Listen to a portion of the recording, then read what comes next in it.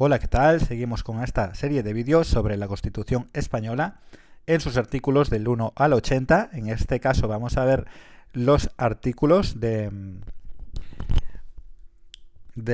la corona real, ¿vale? Que van del 56 hasta el 65 de la Constitución española, en su título 2 de la corona, y corresponde al tema 1 de las oposiciones de subalterno. Vamos a ver un pequeño repaso de lo que hemos visto en estos últimos vídeos, en lo que va de Constitución, ¿vale? También nos sirve de repaso, porque es importante en temas de Constitución saber, nos pueden preguntar algún título, si alguno de los títulos es del título preliminar, etcétera. Entonces, los títulos preliminares de la Constitución española van del 1 al 9. Entramos en el 10 ya, en el título primero, de los derechos y deberes fundamentales, artículo 10. Ya el título primero, en su capítulo también primero, de los extranjeros y de los españoles, abarca los artículos 11, 12 y 13. A continuación, en el título también primero, el capítulo segundo, de los derechos y deberes, fundamentales.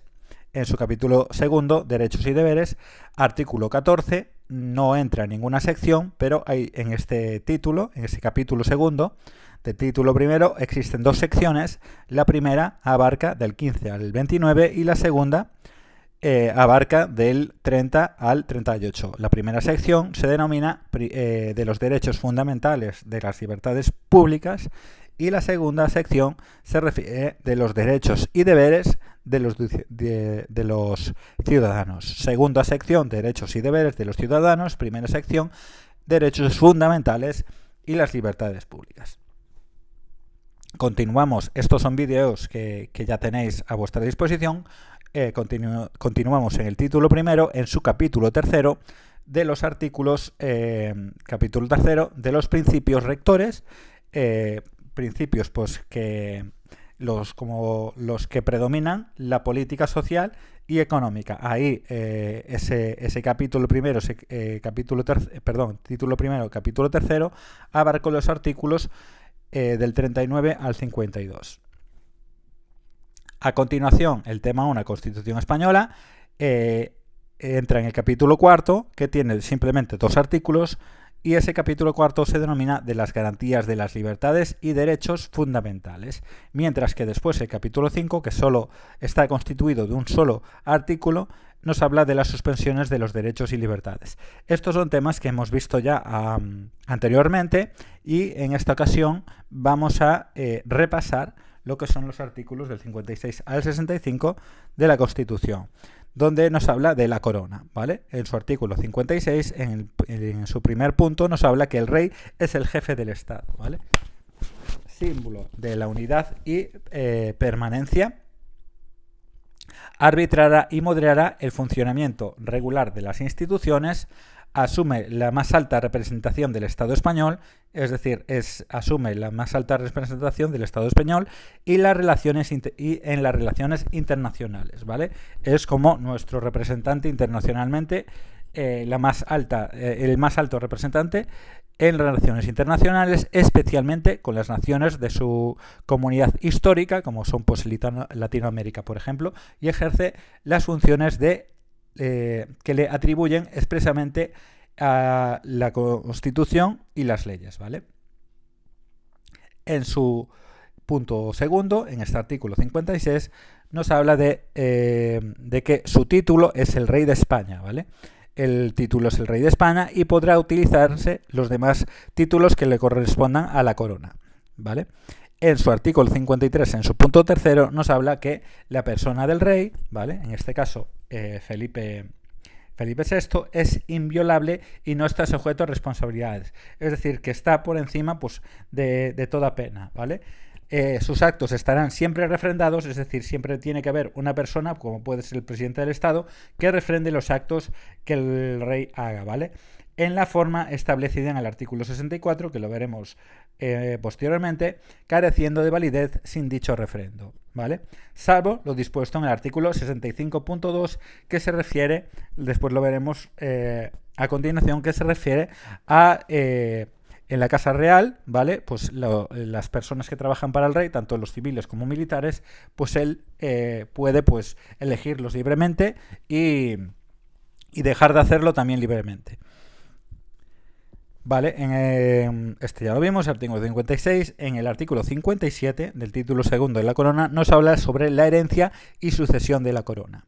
Nos dice en su punto primero que la corona de España es hereditaria en los sucesores de su majestad don Juan Carlos I de Borbón. Ahora ya estamos pues es decir, ahora ya estamos con Felipe, pero nos dice que los sucesores de Juan Carlos, ¿vale? Legítimo heredero de la dinastía histórica, la sucesión en el trono seguirá el orden regular de primogenitura y representación, siendo preferible siempre la línea anterior a la posterior, ¿vale? En las mismas líneas, el grado más próximo al más remoto, y en el mismo grado el varón a la mujer, ¿vale?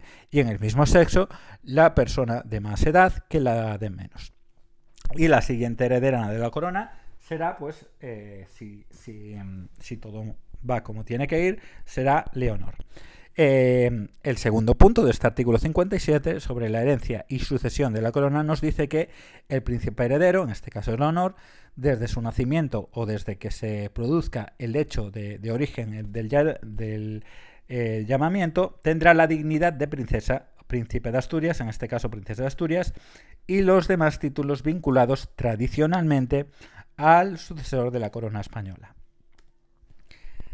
¿Vale? En el artículo 57, ¿vale? En su punto tercero nos dice que extinguidas todas las líneas llamadas de derecho, ¿vale? Es decir, pues resulta que no hay herederos al trono, las Cortes Generales, ¿vale? Las Cortes Generales, que es lo mismo que el Parlamento, lo que pasa es que el nombre que se le da al Parlamento aquí en España son Cortes Generales, proveerán a la sucesión de la corona en la forma que más convenga a los intereses de España, ¿vale? Proveerán un sucesor que sea lo que más convenga a los intereses de España. ¿Vale? El artículo 57, su punto 4 nos dice que aquellas personas que teniendo derecho a la sucesión en el trono contrajesen matrimonio contra la expresa prohibición del rey y de las Cortes Generales quedarán excluidas de la sucesión de la corona por sí y sus descendientes. ¿Esto qué quiere decir? Que, por ejemplo, si Leonor contrajera matrimonio con alguien que tanto el rey como las Cortes no están de acuerdo con ese matrimonio, pues ella quedará excluida de la sucesión y a la corona por sí y sus descendientes. ¿Qué quiere decir eso? Que si ella tuviera hijos, sus descendientes, por ese matrimonio con el que no está de acuerdo el rey ni las Cortes Generales, pues esos herederos tampoco también quedarían excluidos. Esa descendencia de ese matrimonio también quedarían excluidos. En el punto 5 del artículo 57 también nos hablan de las abdicaciones y renuncias y cualquier duda de hecho o de derecho que ocurra en el orden de sucesión a la corona se resolverán por una ley orgánica, ¿vale?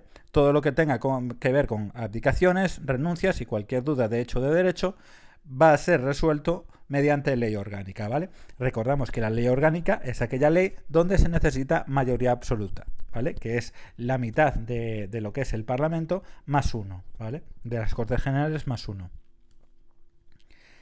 Vale, el artículo 58 nos habla del rol del consorte de la reina, del rol del consorte de la corona, ¿vale? En este caso es Leticia, y dice que el artículo 58 que la reina consorte o el rey de la reina consorte o el consorte de la reina no podrán asumir funciones constitucionales, salvo lo dispuesto en la regencia. ¿Qué quiere decir esto? Que ahora mismo la reina consorte o el consorte de la reina, en este caso el consorte del rey es Leticia, ¿vale? No podrán asumir funciones constitucionales, es decir, no puede hacer las funciones que la Constitución le otorga a Felipe en este caso, salvo lo dispuesto en la regencia, ¿vale?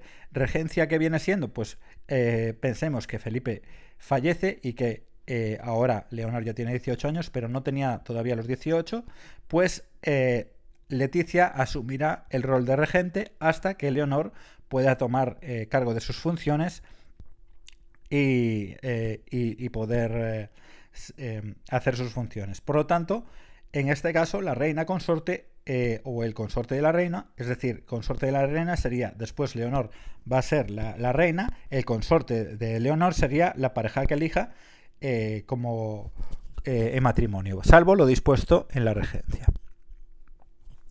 ¿Vale? El artículo 59, normas sobre la regencia de España, también nos habla en su punto primero, cuando el rey fuera menor de edad, el padre o la madre del rey, o en su defecto el pariente mayor de edad más próximo a suceder su corona, según el orden establecido en la Constitución, entrará a ejercer inmediatamente la regencia y la ejercerá durante el tiempo de la minoría de edad del rey. ¿Vale? Cuando el rey fuera menor de edad, o el padre o la madre del rey en su defecto, o el pariente de mayor edad más próximo a suceder en la corona, según la orden establecida, entrarán a ejercer inmediatamente la regencia. ¿Vale?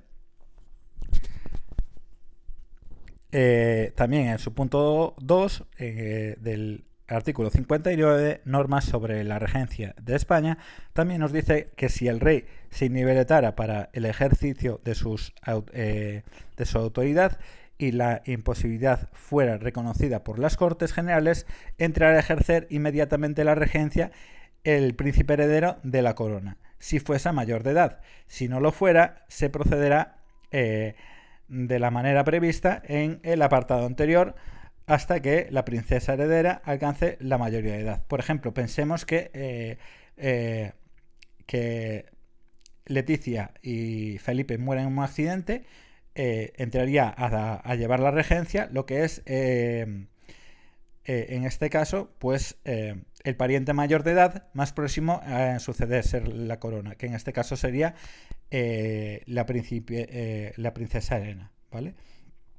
También nos dice que si el rey se inhabilitara para el ejercicio de su autoridad y la imposibilidad fuera reconocida por las Cortes Generales, entrará a ejercer inmediatamente la regencia el príncipe heredero de la corona, ¿vale? Si fuera mayor de edad. Si no lo fuera, se procederá de la manera prevista en el apartado anterior hasta que el príncipe heredero alcance la mayoría de edad. ¿Vale? En este artículo 59 nos sigue diciendo, en su punto tercero, que si no hubiese ninguna persona a quien correspondiera la regencia, esta será nombrada por las Cortes Generales y se compondrá de 1, 3 o 5 personas. ¿Vale? Si no hubiera ninguna persona que corresponda a la regencia, esta será nombrada por las Cortes Generales y podrá ser de 1, 3 o 5 personas. ¿Vale? Para la regencia, ¿vale? Regencia es aquel cargo de que ostenta las funciones del rey sin serlo hasta que el próximo heredero tenga la edad oportuna para poder ejercer sus funciones. En el artículo 59, es un punto 4, también nos dice que para ejercer la regencia es preciso ser español y mayor de edad. No nos dice que sea español de origen, simplemente que sea español y mayor de edad. El artículo 59, ¿vale? En su punto 5 nos dice que la regencia se ejercerá por mandato constitucional y siempre en nombre del rey, ¿vale? La regencia se ejercerá por mandato constitucional, ¿vale? Y siempre en nombre del rey. ¿Vale? El artículo 60 nos habla de la tutela del rey menor. No es lo mismo la tutela, que es aquella figura que se encarga de la educación, etcétera, del próximo rey, y la regencia pues se encarga de las funciones constitucionales del rey hasta que el próximo heredero pues sea mayor de edad y pueda tomar su cargo. En su punto primero nos dice que ser tutor del rey menor será tutor del rey menor la persona que en su testimonio hubiese nombrado al rey difunto, siempre que sea mayor de edad y español de nacimiento. Si no lo hubiese nombrado, será tutor el padre o la madre mientras permanezca viudo. Es decir, si muere Felipe y Leticia se casa con otra persona, pues ya no podría regentar ser tutor de Leonor en este caso, si fuese menor de edad. En su defecto lo nombrarán las Cortes Generales, pero no podrá acumular los cargos de regente y tutor. Es decir, esa persona que pueda elegir las Cortes Generales no podrá ser tutor y regente si no es el padre o madre de ascendiente directa del rey. Es decir, podría ser pues su madre si no vuelve a casarse, o los abuelos incluso de lo que es Leonor, ¿vale? En este caso, Sofía o Juan Carlos. En el artículo 60, en su punto segundo, nos dice que el ejercicio de la tutela es también incompatible con el de todo cargo o responsabilidad política. Es decir, no se puede ejercer la tutela y al mismo tiempo pues tener un cargo político como puede ser ministro o etcétera, ¿vale? Incluso alcalde. El artículo 61 nos dice que el juramento del rey nos habla del juramento del rey y de su sucesor, ¿vale? El artículo 61 nos habla del juramento del rey y su sucesor, y nos dice que al ser proclamado ante las Cortes Generales presentará juramento de desempeñar fielmente sus funciones, ¿vale? Guardar y hacer guardar la Constitución y las leyes y respetar los derechos de los ciudadanos y de las comunidades autónomas, ¿vale? En su título segundo, ¿vale? Pues sabemos que en este primer apartado nos habla que las Cortes Generales prestará el rey, al ser proclamado ante las Cortes Generales, presentará el juramento de desempeñar fielmente sus funciones, guardar y hacer guardar la Constitución y las leyes, ¿vale? También nos dice en su punto segundo que el príncipe heredero, al alcanzar la mayoría de edad, y el regente o regentes, al hacerse cargo de sus funciones, presentarán el mismo juramento, así como el de fidelidad al rey. ¿Qué quiere decir? Pues que Leonor, cuando hizo 18 años, ¿vale? Pues hizo este mismo juramento y al mismo tiempo también hace el juramento de fidelidad al rey, ¿vale? Artículo 62, que nos habla sobre las funciones constitucionales del rey, pues nos redacta las siguientes funciones que tiene el rey, ¿vale? Algunas de ellas simplemente simbólicas. Nos dice que en el apartado A, sancionar y promulgar las leyes. En el artículo 62, el B, nos dice que convocar y disolver las Cortes Generales y convocar elecciones en los términos previstos en la Constitución, ¿vale? Pues es una función un poco simbólica, pero son las funciones que tiene que hacer el rey. Convocar a referéndum en los casos previstos en la Constitución. En el artículo 62C también nos dice que este tiene esta función.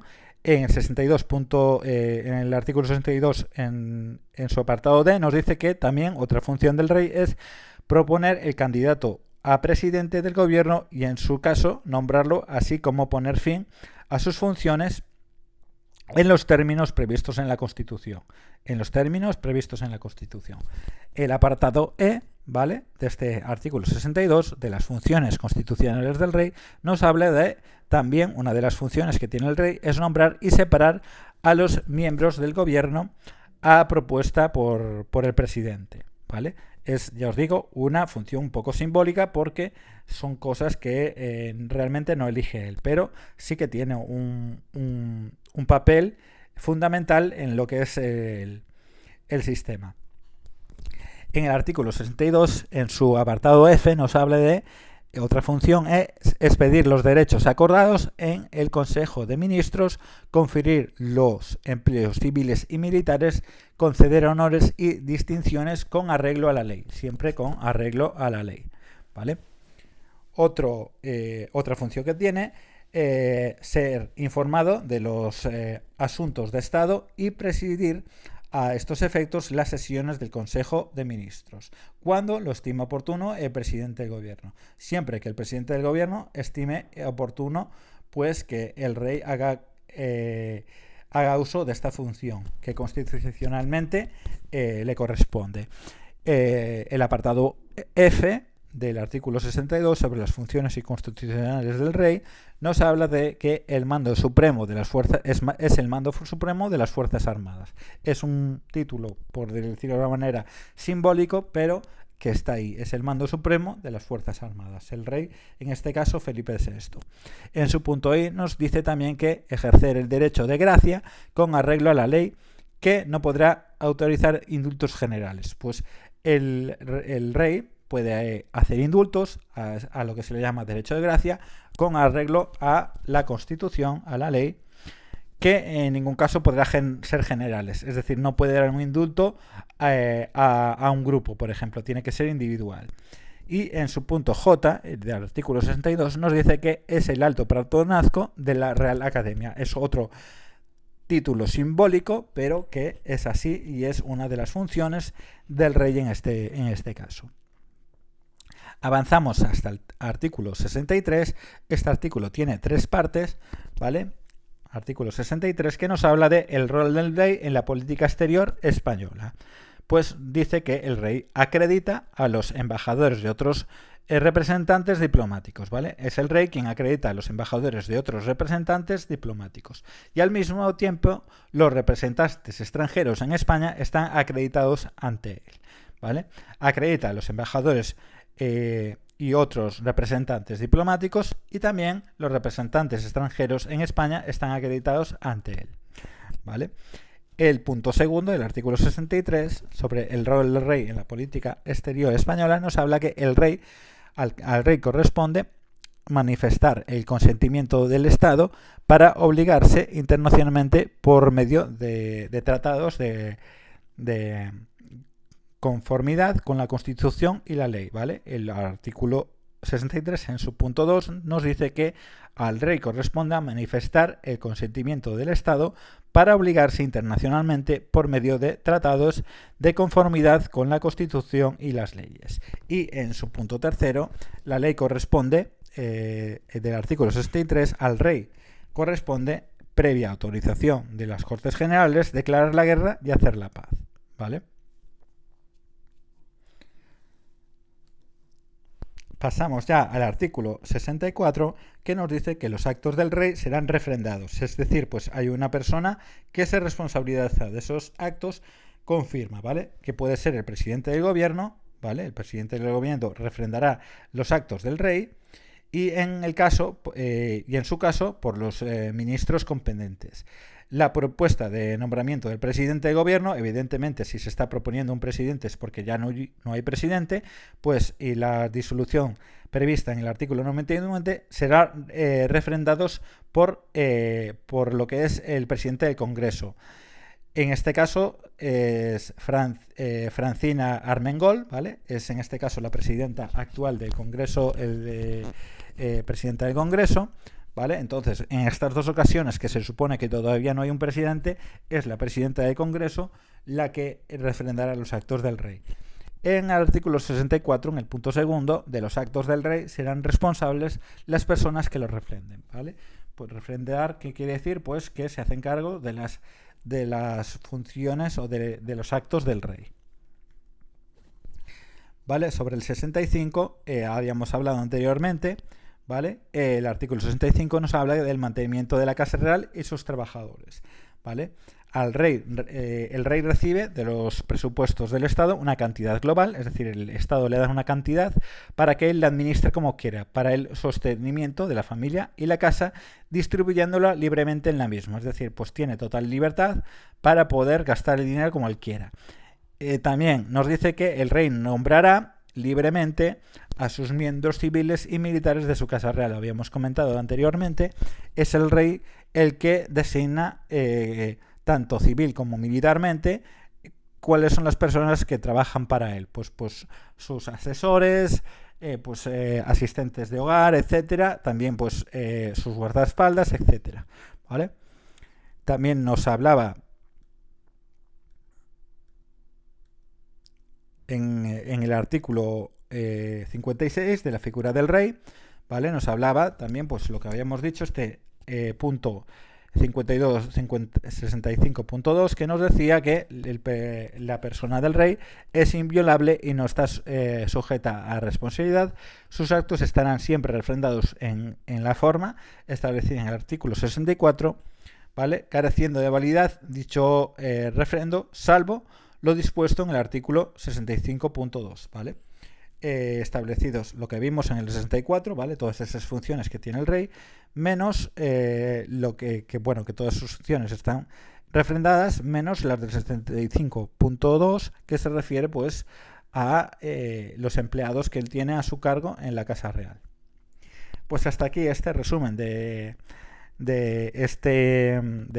los artículos 65, 56 al 65, que corresponden al título segundo de la Constitución de la Corona.